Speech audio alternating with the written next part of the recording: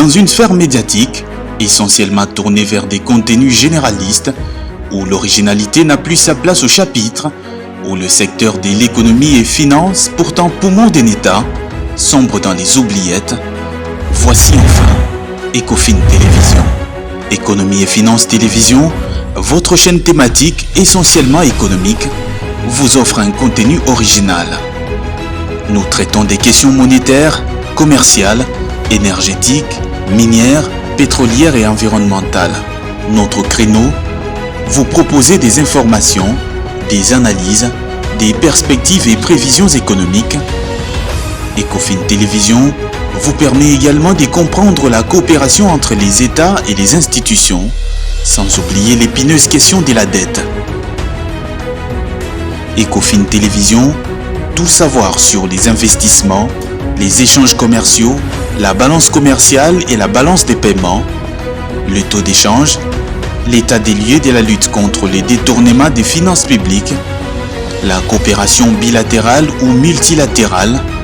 Ecofin Télévision vous explique comment l'économie nationale est directement liée à l'économie mondiale. Notre particularité fait notre originalité.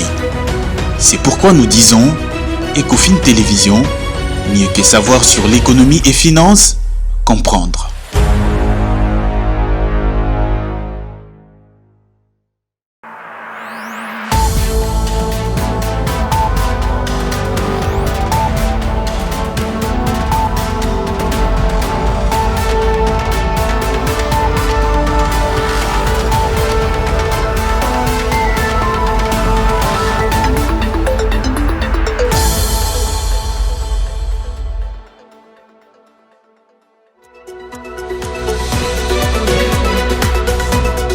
Les travaux de la 9e conférence des gouverneurs se sont clôturés ce vendredi à Mbandaka dans la province de l'Équateur. Au cours de ces assises, le Premier ministre Jean-Michel Sama Lukonde a recommandé aux exécutifs provinciaux de capitaliser le PDL 145 territoires pour le développement des provinces. Les détails à suivre dans cette édition du journal. Et puis 5,5%, c'est le niveau d'accroissement de la masse monétaire en République démocratique du Congo à fin juillet 2022 selon la Banque centrale du Congo. Un accroissement, vous le verrez, dû entre autres à la forte circulation fiduciaire dans le pays. Voilà tout pour les titres. Je suis très heureux de vous retrouver sur Ecofin Télévision pour cette nouvelle session d'information.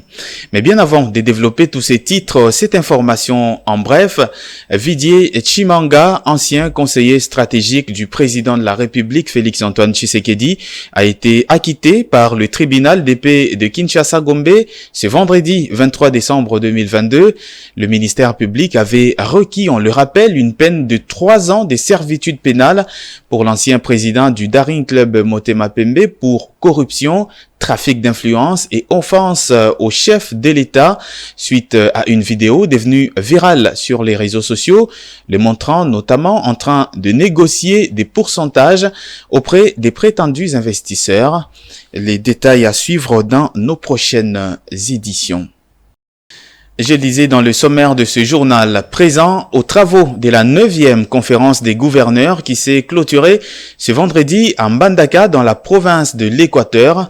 Le Premier ministre Jean-Michel Sama Lukonde a recommandé aux exécutifs provinciaux de mettre la jeunesse au centre du développement, chaque province devant capitaliser le programme de développement local des 145 territoires. Tony Antandibendila pour les commentaires. Avec pour thème principal les programmes de développement local des 145 territoires, renforcer l'autorité de l'État pour relancer l'économie des provinces, cette conférence bénéficie de la participation notamment du Premier ministre, chef du gouvernement. En sa qualité de vice-président de ces forums d'une très grande importance, Jean-Michel Sama Lukonde est sur place, arrivé à Mbandaka depuis mercredi. Ces assises sont une opportunité pour les chefs du gouvernement afin de palper du doigt les réalités des provinces et lui permettre de matérialiser la vision du chef de l'État, Félix-Antoine Tshisekedi Tshilombo, sur le développement à la base dans les 145 territoires du pays. Dans son adresse aux conférenciers et aux gouverneurs de province, le Premier ministre les a appelés à considérer la place particulière de la jeunesse congolaise dans le développement de la nation. Il a invité les participants à considérer la jeunesse comme un partenaire privilégié. Selon lui, les thèmes de cette édition reflètent la volonté et la détermination du président de la République à booster les développements à la base à travers les territoires et que ces thèmes s'inscrivent dans la continuité de celui de la 8e session intitulée « La stabilité dans la gouvernance des provinces, gage de la réussite du programme de développement local des 145 territoires ». Pour ce faire, a-t-il dit qu'il sollicite l'implication de toutes les autorités provinciales pour un succès certain dans la réalisation de ces ouvrages. Enfin, Jean-Michel Samaloukonde dit par ailleurs prendre en compte toutes les problématiques soulevées par les gouverneurs dans leur mémorandum. Dans le cadre de la continuité de la gestion de la chose publique, l'ancienne et la nouvelle administration de l'établissement public Transco se sont rencontrées ce jeudi. Les actions menées depuis ont été retracées, mais aussi le souhait d'améliorer davantage le plan de développement existant a été manifesté. Les détails dans cet élément de reportage. Vous savez que Transco a commencé en 2013, nous n'étions pas là, d'autres dirigeants nous avaient précédés, mais nous avons trouvé un business plan qui a été actualisé par rapport aux besoins en réalité. Nous avons fait un plan de développement et modernisation qui a mené à la réception de 440 nouveaux bus Volvo que le chef de l'État, le président de la République, a remis au mois de février 2021. Donc nous voulons que ces plans puissent continuer et que le DG Mbéré, avec l'équipe dirigeante qui a été nommée, puisse ajouter ce qu'il y a de judicieux, puisse encore développer ces plans de sorte que la population trouve son compte et la vision des autorités également soit matérialisée. Je veux remercier le président de la République, chef de l'État, pour la qualité du choix. Déjà, vous voyez là qui est posé, c'est un gage que les choses vont bouger dans la bonne direction. Je suis édifié par les premiers tours d'horizon que nous avons fait sur la vision et la maîtrise de dossier, la maîtrise de l'exploitation des Transco. Je peux dire, en sortant de ces installations, les Transco, que devant Transco, il y a de beaux jours. Venons-en maintenant à cette information, je le disais dans l'entame de ce journal. À fin juillet 2022, la monnaie centrale de la République démocratique du Congo a enregistré une croissance de l'ordre de 5,5%, soit un peu plus de 358 milliards de francs congolais pour se situer à 6 853,3 milliards de francs congolais. Un accroissement de la masse monétaire dû notamment par des engagements envers les autres institutions des dépôts et la forte circulation fiduciaire de l'ordre des 93,3 milliards de francs congolais. Regardez. Selon la Banque centrale du Congo, cet accroissement résulte principalement de la hausse enregistrée par les actifs intérieurs nets de l'ordre des 503,9 milliards de francs congolais, alors que les actifs extérieurs nets ont affiché une baisse des 145,1 milliards de francs congolais. Au niveau des composantes, la BCC précise que la hausse de la monnaie centrale s'explique tant par des engagements envers les autres institutions des dépôts que de la circulation fiduciaire respectivement des 263,8 milliards de francs congolais et 93,3 milliards de francs congolais. De même, les passifs monétaires au sens large ont enregistré une faible hausse de 0,94%, soit 234,2 milliards de francs congolais, pour s'établir à 24 995,9 milliards de francs congolais. L'augmentation de l'offre de la monnaie est consécutive à la croissance enregistrée par les avoirs intérieurs nets de l'ordre de 372 milliards de francs congolais, tandis que les actifs extérieurs nets ont enregistré une baisse de l'ordre des 137,8 milliards de francs congolais. La Banque centrale précise qu'au niveau des composantes, la hausse de la masse monétaire est localisée au niveau des dépôts transférables et des numéraires, respectivement, des 207,5 milliards de francs congolais et 73,9 milliards de francs congolais. Pour rappel, la monnaie centrale est la monnaie créée par la Banque centrale. Elle représente le montant global des pièces et des billets émis auxquels s'ajoute la somme que les banques commerciales ont placée auprès d'elles au titre des réserves obligatoires. Dans le reste de l'actualité, la valeur nette du carbone séquestré par la forêt du bassin du Congo s'élève à 30 milliards de dollars américains chaque année. C'est ce qu'indique en tout cas la conclusion d'un rapport publié en novembre 2022 par le think tank Independent Center for Global Development. Elle bloque en tout cas la forêt du bassin du Congo. Elle bloque à elle seule plus de CO2 que celle d'Amazonie et d'Asie du Sud-Est réunis. Et pourtant, vous le verrez dans ce reportage, les financements mobilisés pour sauver ce poumon de la planète, menacé notamment par la déforestation, demeurent dérisoires. Selon le rapport intitulé « Combien le monde devrait-il payer pour l'élimination du carbone dans la forêt du Congo ?» Cette estimation a été obtenue en multipliant la quantité du carbone séquestré par ce deuxième massif forestier tropical, après la forêt amazonienne en termes de superficie, par la valeur sociale du carbone. Les estimations des Center for Global Development indiquent que la forêt du bassin du Congo, qui s'étend sur une surface totale de 298 millions d'hectares, répartis dans 6 pays africains, à savoir le Cameroun, la République centrafricaine, la RDC, la Guinée équatoriale, le Gabon et la République du Congo, absorbe environ 600 mégatonnes de CO2 chaque année. La valeur sociale du carbone a été quant à elle évaluée à 50 dollars américains par tonne en 2020 par le groupe de travail interagences américain sur le coût social des gaz à effet de serre, dont les calculs font autorité dans ce domaine. Ce rapport rappelle également que les forêts constituent des puits de dioxyde de carbone si elles absorbent davantage des dioxydes de carbone dans l'atmosphère qu'elles n'en rejettent. Les experts estiment que la valeur du carbone absorbé par la forêt du bassin du Congo aurait pu atteindre jusqu'à 55 milliards de dollars américains par an si cet écosystème particulier n'avait pas été durement touché par la déforestation. Selon le rapport, ce montant équivaut à 36% du produit intérieur brut des 6 pays sur lesquels s'étend la forêt du bassin du Congo.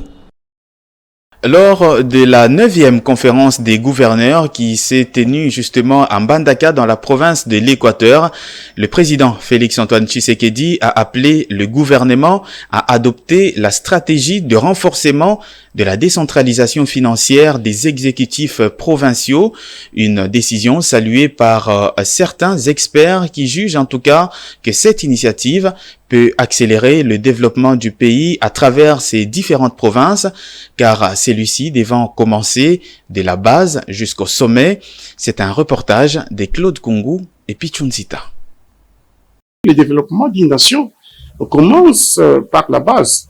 Et donc, il faut essayer que l'on puisse d'abord décentraliser même les finances publiques, les finances des provinces, pour que l'on arrive, bien entendu, à financer les projets qui sont au niveau de la province. Et lorsque l'on finance les projets qui sont au niveau de la province, lorsque l'on construit, cela permettra à ce que les pays puissent se développer. Il y a des gens qui ont une très mauvaise appréhension des choses, qui croient comme si le développement d'un pays, c'est à partir de Kinshasa. Non, ce n'est pas à partir de Kinshasa. Le développement d'un pays, c'est à partir de la base, au niveau de la base. Donc, le président a bien réfléchi pour qu'il y ait une bonne gestion orthodoxe, si vous voulez, des finances publiques au niveau de la base et que ça soit bien affecté pour que l'on développe la base. Tout à fait. Les finances du pays sont centralisées au niveau national. Voilà pourquoi est-ce que quand vous arrivez à Kinshasa, vous trouvez quand même des infrastructures, mais lorsque vous arrivez dans des provinces, ça reste à désirer. Si on a décentralisé d'abord les pays pour que nous puissions avoir 26 provinces, des 11 provinces à 26, c'était juste pour rapprocher, bien entendu, la base au niveau de la territoriale pour une bonne gestion, un bon encadrement, et que le développement puisse partir de là. Mais malheureusement, cela n'a pas suivi, donc nous croyons certainement que ce que le chef de l'État, son Excellence, Monsieur le Président de la République, Félix Tshisekedi, a dit, ça vaut la peine. C'est donc, c'est très normal que cela soit fait pour que l'on arrive, bien entendu, à développer la base. La capitale de la RDC, Kinshasa, s'apprête à célébrer la fête des Noël et des Nouvel An dans un contexte économique pas très rassurant. Bien qu'au marché urbain des Matete, l'engouement est observable.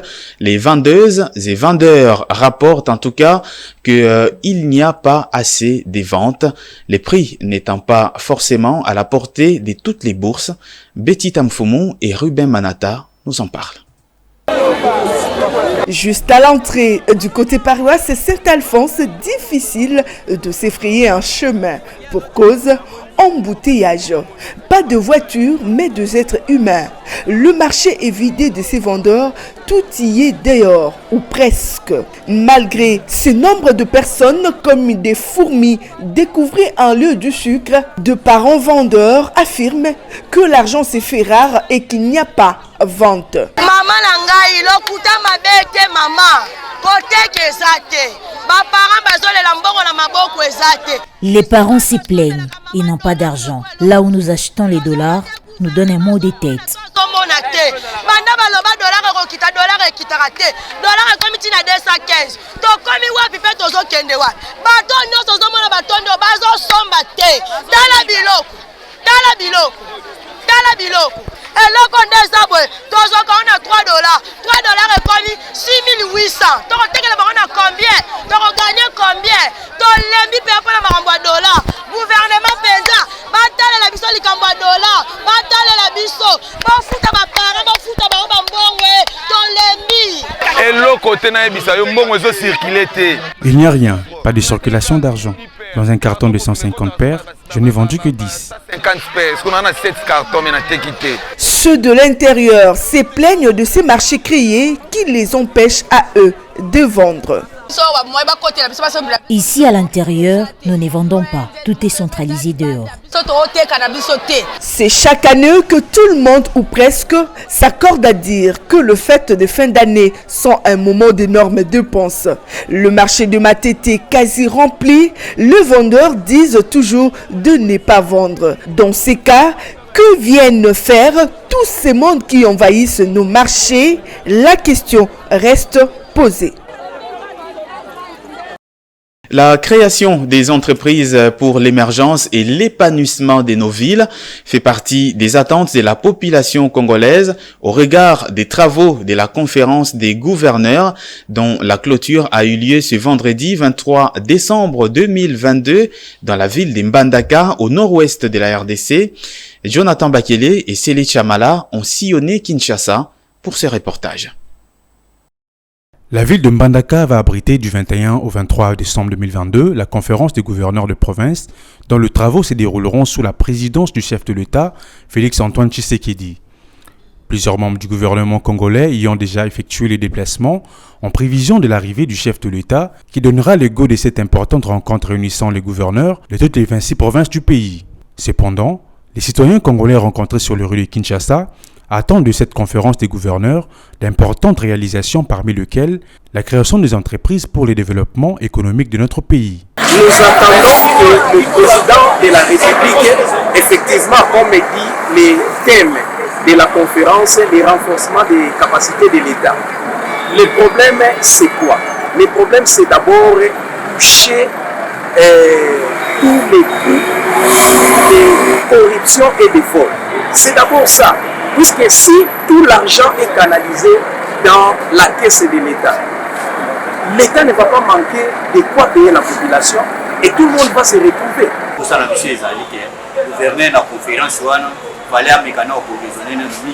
Au cours de cette conférence, nous demandons à notre gouverneur de penser au quinoa en créant des entreprises pour lutter contre le chômage et développer notre économie.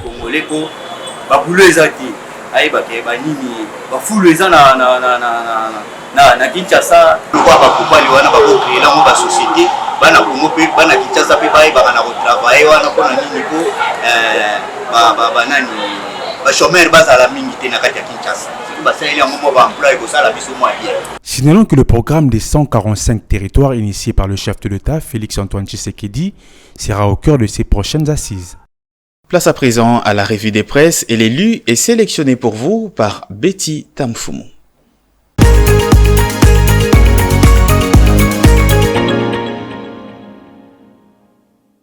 C'est le début de la revue de presse économique sur Ecofin Télévision. On débute avec Libre Débat qui est revenu sur le dire du président Félix Tshisekedi au gouverneur. Vous serez jugé par le résultat.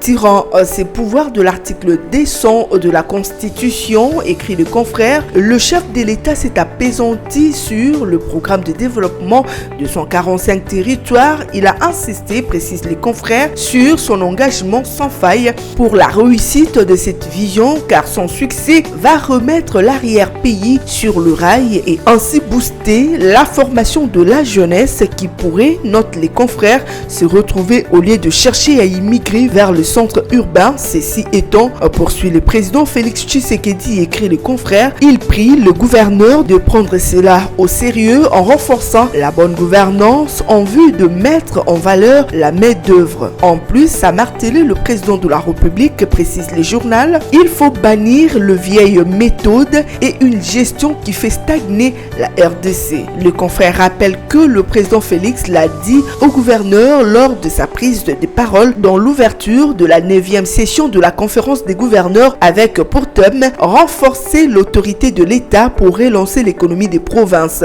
Juste après cette cérémonie, le chef de l'État a entamé une itinérance à travers la ville de Mbandaka. D'abord, l'inauguration de la direction provinciale de l'INPP, la pose de la première pierre du bâtiment de la SENSAP, la visite des infrastructures routières en réhabilitation, enfin la découverte du stade de l'ex-Coquillatville devant revêtir une nouvelle robe, conclut le journal.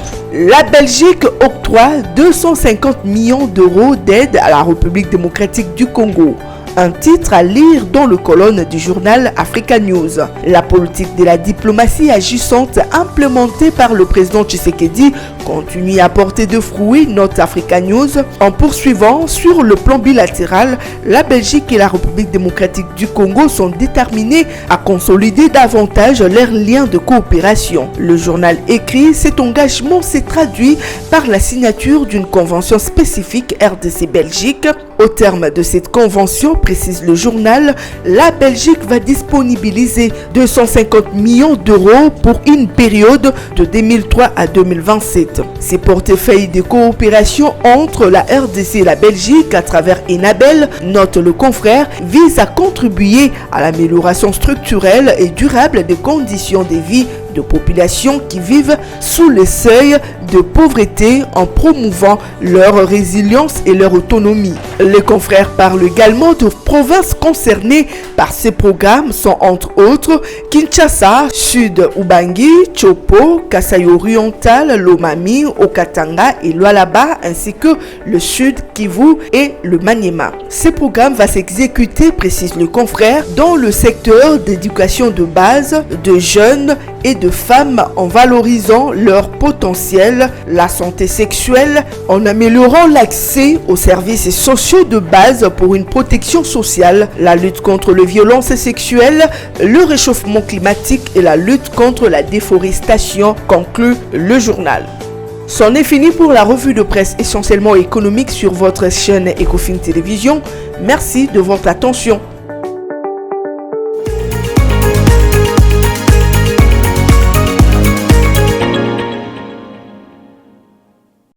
Si vous nous avez pris diffusion en cours, voici le rappel des titres de cette édition du journal.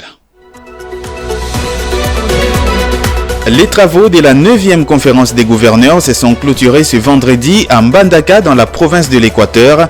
Au cours de ces assises, le Premier ministre Jean-Michel Sama Lukonde a exhorté les exécutifs provinciaux à capitaliser le PDL 145 territoires pour le développement des provinces. Les détails, vous les avez eus dans cette édition du journal. Et puis 5,5%, c'est le niveau d'accroissement de la masse monétaire en RDC à fin juillet 2022 selon la Banque centrale du Congo, un accroissement dû entre autres à la forte circulation fiduciaire dans le pays. Fin complète de cette édition du journal sur votre télévision. Le prochain, c'est dans un peu plus de 30 minutes.